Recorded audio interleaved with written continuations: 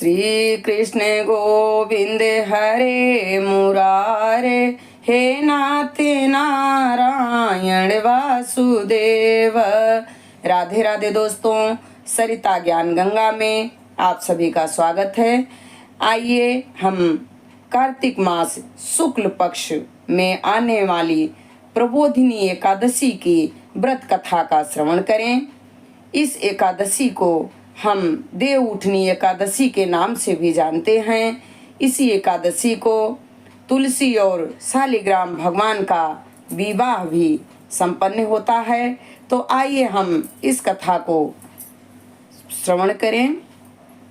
श्री कृष्ण भगवान ने कहा, हे अर्जुन, मैं तुम्हें मुक्ति देने वाले कार्तिक मास के शुक्ल पक्ष की प्रबोधिनी एकादशी के संबंध में नारद और ब्रह्मा जी के बीच हुए वार्तालाप को सुनाता हूँ। एक बार नारद जी ने ब्रह्मा जी से पूछा, हे पिता, प्रबोधिनी एकादशी के व्रत का क्या फल होता है? आप कृपा करके मुझे यह सब विस्तार पूर्वक बताइए। ब्रह्मा जी बोले, पुत्र नारद, जिस वस्तु का त्रिलोक में मिलना दुष्कर है, वह वस्तु भी कार्तिक मास के शुक्ल पक्ष की प्रबोधिनी एकादशी के व्रत के फल से मिल जाता है। इस व्रत के प्रभाव से पूर्व जन्म के किए हुए अनेक बुरे कर्म क्षण भर में नष्ट हो जाते हैं।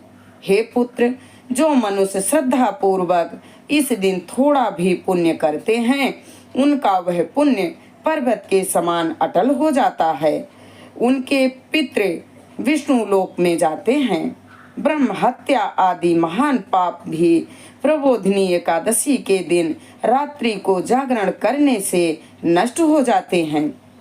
हे नारद, मनुष्य को भगवान की प्रसन्नता के लिए कार्तिक मास की इस एकादशी का व्रत अवश्य करना चाहिए।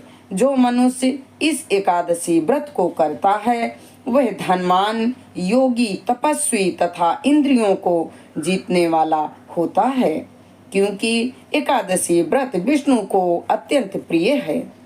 इस एकादशी के दिन जो मनुष्य भगवान की प्राप्ति के लिए दान, तप, होम, यज्ञ आदि करते हैं, उन्हें अक्षय पुण्य मिलता है। इसलिए हे नारद, तुमको भी विधि पूर्वक विष्णु भगवान की पूजा करनी चाहिए। इस एकादशी के दिन मनुष्य को ब्रह्म मुहूर्त में उठकर व्रत का संकल्प लेना चाहिए और पूजा करनी चाहिए। रात्रि को भगवान के समीप गीत, नृत्य, कथा कीर्तन करते हुए रात्रि व्यतीत करनी चाहिए। प्रबोधिनी एकादशी के दिन पुष्प, अगर, धूप आदि से भगवान की आराधना करनी चाहिए। भगवान को अर्घ्य देना चाहिए। इसका फल तीर्थ और दान आदि से करोड़ गुना अधिक होता है। जो गुलाब के पुष्प से, वकुल और अशोक के फूलों से, सफेद और लाल कनेर के फूलों से, दुर्वा दल से, समी पत्र से, चंपक पुष्प से भगवान विष्णु की पूजा करते हैं, वे आवागमन के चक्र से छूट जाते हैं। इस प्रकार रात्रि में भगवान की पूजा करके प्रातः काल स्नान के पश्चात भगवान की प्रार्थना करते हुए गुरु की पूजा करनी चाहिए और सदाचार व पवित्र ब्राह्मणों को दक्षिणा देकर अपने व्रत को छोड़ना चाहिए। जो मनुष्य चातुर्मास्य व्रत में किसी वस्तु को त्याग देते हैं, उन्हें इस दिन से पुनः ग्रहण कर लेनी चाहिए।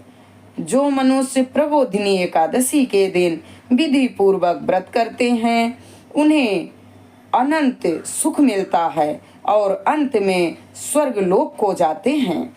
यहाँ पर प्रबोधिनी एकादशी व्रत कथा संपन्न हुई। श्री कृष्ण गोविंद हरे मुरारे, हे नाथ नारायण वासुदेव। श्री लक्ष्मी नारायण भगवान के चरणों में हमारा कोटि कोटि प्रणाम स्वीकार हो।